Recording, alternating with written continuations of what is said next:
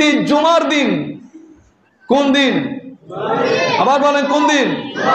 মনে থাকে, যে ব্যক্তি জুমার দিন আমি নবীর উপর 100 বার দরুদ শরীফ পাঠ করবে। কতবার? 100 বার। যে ব্যক্তি জুমার দিন আমি নবীর উপর দরুদ শরীফ পাঠ করবে, আল্লাহ তাআলা তাকে 100টা পুরস্কার দান করবে। সুবহানাল্লাহ। 100 বার জুমার দিন যদি কোনো বান্দা বান্দি নবীর উপর দরুদ শরীফ পাঠ করে, আল্লাহ তাআলা তাকে 100টি পুরস্কার দান করবে। তো 100টি পুরস্কারের মধ্যে সবগুলা কি সব 100টি কি এখানে দিয়ে দিবে না, রাসূল সেটাও বলে দিয়েছে 30টি দুনিয়ার মধ্যে দিয়ে দিবে, আর বাকি 70টি জান্নাতে দিবে। সুবহানাল্লাহ। তাহলে আমরা জুমার দিন, এই যে আজকে থেকে মনে রাখবেন, প্রতি জুমার দিন আপনারা 100 বার নবীর উপর দরুদ শরীফ পাঠ করবেন, আল্লাহ তাআলা আপনাকে 100টি পুরস্কার দান করবে, 30টি দুনিয়াতে আর বাকি 70টি জান্নাতে। সুবহানাল্লাহ। হযরত আলী বলছেন, যে ব্যক্তি জুমার দিন আমার নবীর উপর দরুদ শরীফ 100 বার পাঠ করবে, কয়বার? হযরত আলী বলতেছেন এটা।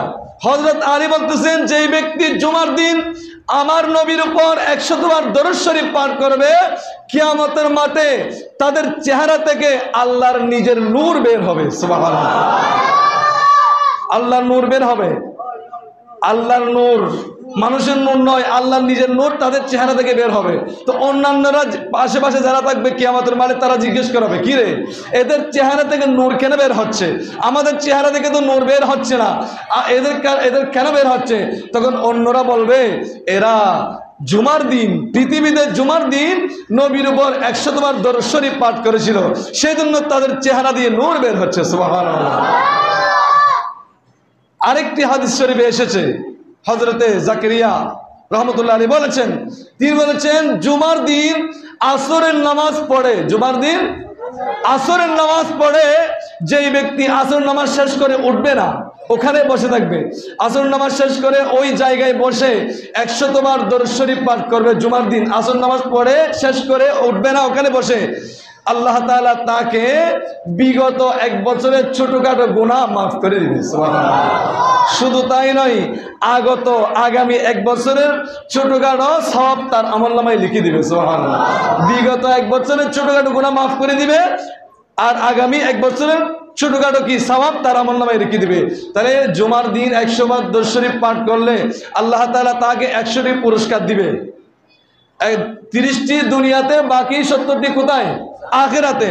দ্বিতীয় নম্বর হাদিস শরীফ, জুমার দিন হযরত আলী বলেছেন, যে ব্যক্তি নবীর উপর দরুদ শরীফ 100 বার পাঠ করবে, তার চেহারা থেকে কিয়ামতের মাঠে নূর বের হবে।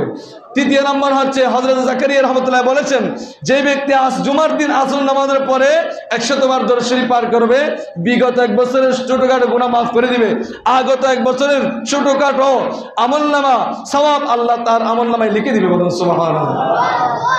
তাহলে এটাই হচ্ছে নবীর প্রতি আনুগত্য, নবীকে অনুসরণ করা, নবীকে ভালোবাসা, নবীকে মহব্বত করা। নবী সেই জন্য বলেছে, আনতা মা আমান আহবাবতা, কিয়ামতের মাঠে যে যাকে ভালোবাসবে তার সাথে থাকবে। তো আমরা তো নবীকে ভালোবেসে পড়ি, ইয়া নবী সালাম আলাইকা, ইয়া রাসূল সালাম আলাইকা, ইয়া নবী সালাম আলাইকা, ইয়া রাসূল সালাম আলাইকা, ইয়া হাবিব সালাম আলাইকা, সালাওয়াতুল্লাহ আলাইকা, ইয়া নবী সালাম আলাইকা, ইয়া রাসূল সালাম আলাইকা। আলহামদুলিল্লাহ বলেন। এই যে নবীর প্রতি সালাম, নবীর প্রতি দরুদ, এগুলোর কারণে আল্লাহ তাআলা আমাদেরকে কিয়ামতের ময়দানে সুপারিশ করবে আমাদের নবী আমাদের জন্য। সুবহানাল্লাহ বলেন। দ্বিতীয় নম্বর, তৃতীয় নম্বর হচ্ছে আল্লাহ বলেছেন ওয়া উলিল আমরি মিনকুম।